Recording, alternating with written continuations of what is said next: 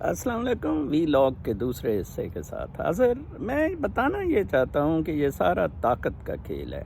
آج دیکھیں کہ فوج زیادہ طاقتور ہے۔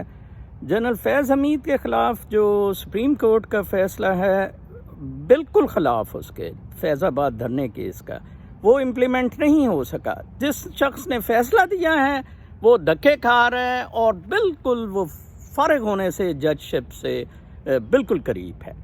اسی طرح آپ دیکھیں کہ 40 سال پہلے اندرا گاندھی نے جس وادی سے چین کو للکارا تھا 40 سال پہلے، آج وہی چین نے وادی پہ قبضہ کر کے کہا کہ یہ تو ہماری تھی۔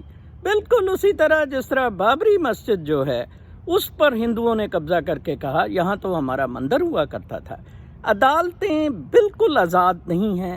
ہاں، امریکی یا ویسٹرن کورٹس کا یہ ہے کہ جہاں انڈیویجولز کے درمیان کوئی تنازع ہے اس میں وہ بہت انڈیپینڈنٹ ہے۔ پاکستان میں تو یہ بھی نہیں ہے، جج خرید لو، وکیل خرید لو، سرکار سے کہلوا لو۔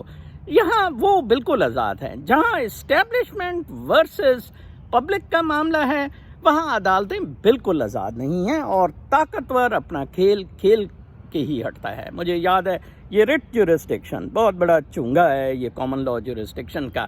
مجھے یاد ہے کہ میں نے ایک فواد چودھری کے چاچا چیف جسٹس تھا لاہور ہائی کورٹ کا، تو ایک رٹ میں پلیڈ کیا تھا کیس، ایک کمپنی کو بند کیا گیا تھا وداؤٹ نوٹس۔ میں نے 5 بینچ جسٹس کارنیلیس والے کی پریسیڈنٹ دیا جو بالکل اس طرح کا کیس تھا، لیکن اس نے سنا بھی نہیں مجھے بالکل بھی۔ تو یہ ساری بدماشی، یہ سارا کچھ طاقت ایگزیکٹو پاورفل کا کھیل ہے۔